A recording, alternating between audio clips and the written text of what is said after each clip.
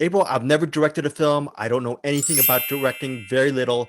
But one thing as a cinephile, though, I really like to focus on is the idea or the execution of visual language. And I see so many films every year. I'm a cinephile. I look at Wander and I think, I have not seen a movie that with this kind of language and editing, I can't even remember. It's just so sophisticated and ambitious that what you're trying to do with this movie and what you were able to execute. Can you talk about your just being uncompromising as far as your own aesthetic with this movie? Because you could have made it really a linear, palatable film, but you just went for it. Can you just talk about going for it and what was it you were going for? Because I thought that was amazing what you did.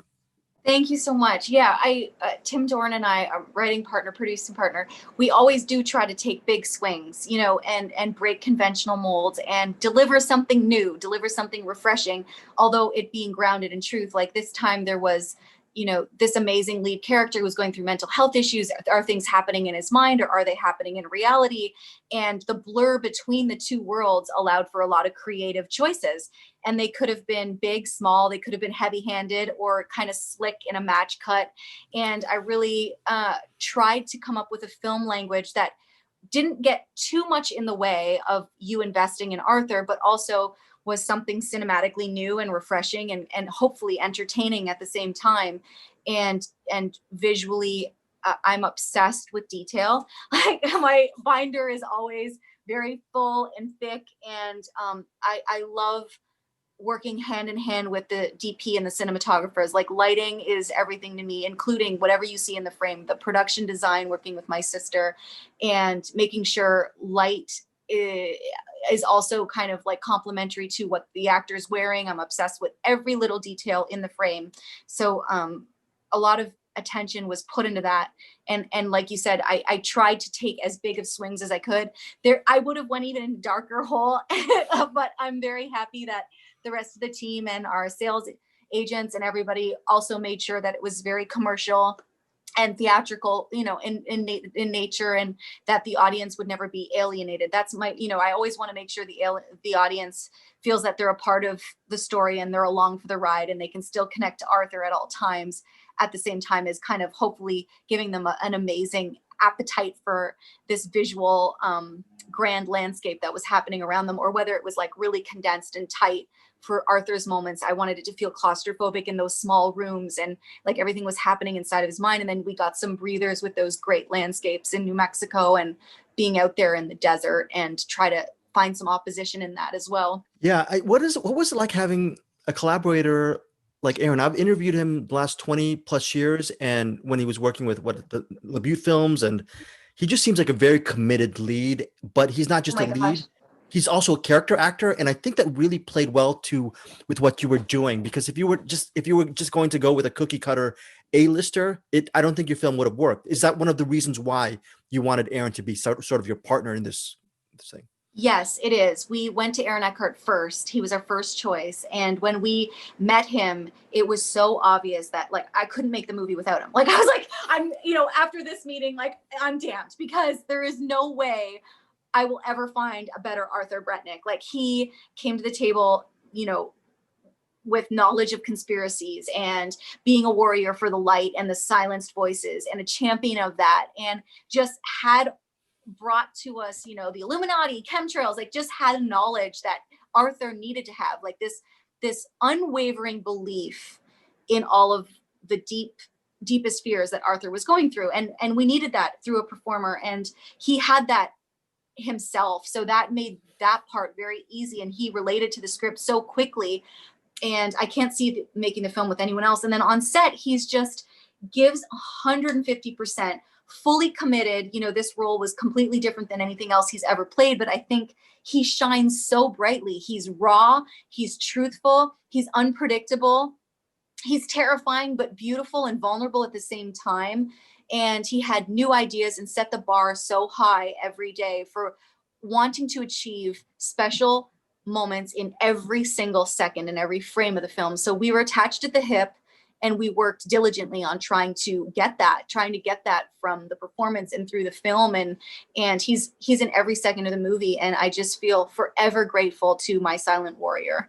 And my, like, he, at the end of the film, the last shot of the film, I just always break out down in tears, just because I feel like he is the voice of so many that have been silenced, and he finds this freedom and this like moment where he as an actor disappears and the person disappears, and he's just like represents freedom and just allowing himself to be. And it's just so beautiful. Like, that moment could have never been rehearsed. We shot it once, and it's just so breathtaking because it's so real. I'm a superficial cinephile, meaning from Wander, I'm taking a lot of the aesthetic elements that you bring to as a filmmaker and storyteller. So I'm recommending this film just on that surface amazing level. But I think people who are deeper than me and have more insight, they will take away also the your concentration and your passion for, you're talking about the silent voices. A lot of people, we like to say the other, which is not really, it's not the other, it's us, it's Yes. humanity. And Yes. can you talk about balancing it? Because I see it through the aesthetic lens, but you see it through the aesthetic lens and also more importantly the human lens. Can you talk about balancing that, and why is it important for you, especially with Wander, to make it just a really full flesh story? I think Tim Doran, my writing partner, and I had come to a place in our career. We had made a bunch of films for different reasons, whether that be commercial or we wanted to be internationally, sales friendly. And, there was a lot of different reasons why we made everything we did.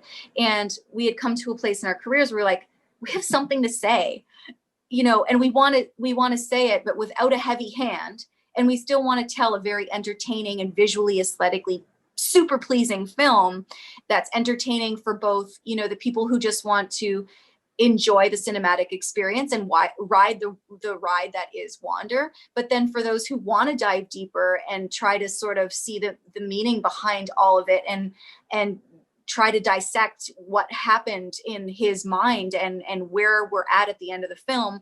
I'm happy to try and please both sides. And it was a huge challenge. Like, I'm not going to lie. And I still to this day don't know if we've achieved it or not. Like, December 4th, it goes out into the world, and I don't know whether we succeeded or not.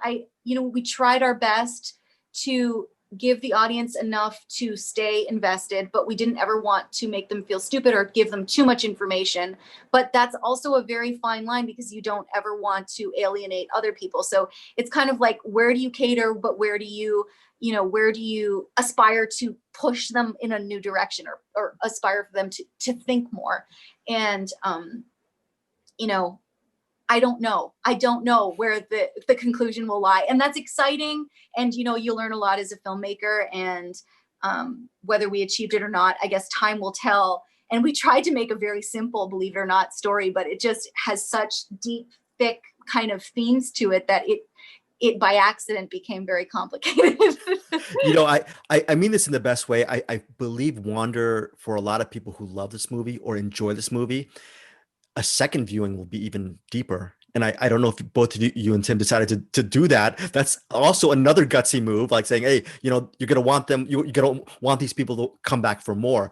But I am just curious for you personally, where did you find your voice as an artist? Because I'm watching this and there's just so many influences, but it's distilled through a very personal vision. And I'm trying to frame this. And was there a movie or a piece of literature or something that actually turned on the light for you that said, you know what, I like this and I'm gonna go for it. I'm gonna find my own voice through this. Right. Yeah. um it's hard. I feel like my voice is always still like changing and moving. Like, we wrote the script 5 years ago, and at that time I had this very clear image of what I hoped it would be. And you have this idea, and you're shot listing and listening to, Johan Johansson way early on, and you're imagining and trying to stay inspired to get this thing financed and get it off the ground. And so it transforms, like, the speck of a crumb of an idea of truth, and this beautiful image that you have carries with you. And I always, like, I'm lying in bed, or I'm walking, or waiting in line, or whatever I'm doing, I'm always, these images, whether it's good or bad, they're haunting me. It's almost like the film is haunting me until it actually gets made. And everything in my life is kind of in a wander bubble until it comes out of me and into the screen. So it's almost like everything that happened in the last 5 years of my life, I pull from, whether that's a photograph or a song I hear or a sound I hear that's so drony and so terrifying, that I try to mimic this, alligator turning it backwards, and that's what's playing in the foxhole. It's as random as that and as beautiful as that. It's whatever's happening in life, whether it be an image or a color, or when we arrived in Carrizozo, New Mexico, this little tiny town, and we spent 6 months there before shooting in little motels, with a mini fridge. Like, we had nothing. There was one restaurant that closed at 5. But they embraced us, and all of those elements then inspire you, and things change, and you want them to change, and you want them to evolve. And my voice as a director, in 5 years, I shot so much more that then changes my experience and what I'm able to do technically as well. Like, I'm like, I know what to do. I want to do this with the Russian arm. I want to be even more ambitious than I would have 5 years ago. So it really, the film is like a moving beast, and because it takes so long, the process of making a film takes so long. Even when you're in the sound design process and the color correction, it's different than 5 years ago. And it's a good thing. It always evolves. It's always moving. And every character and every actor brings in their own talents, and every crew member brings in their own flares. And then at the end of the day, you have to like surrender as this kind of like, captain of the ship to just the beauty that is the ship, and just make sure it doesn't sink, and make sure it lands up, as much as you can, like choose the colors, pick the frames, leave at sunset. And, you can try so hard to put it in these beautiful boxes, and you do, and everything's meticulously planned, but at the same time, you have to allow some like sense of surrender. That being said, so much inspires me. Filmmakers inspire me. Filmmakers that have nothing to do with Wander, but take big swings and big risks. I love bold moves, whether they fail or whether they work, even if the film fails as a whole, but I see a spark of something that I hadn't seen before. That pumps me up. Like, I'm like, you get a 10 out of 10. Like, your film might not work, but if you did something that I hadn't seen before, or you made me feel something that I haven't felt in years, that's where the magic's at.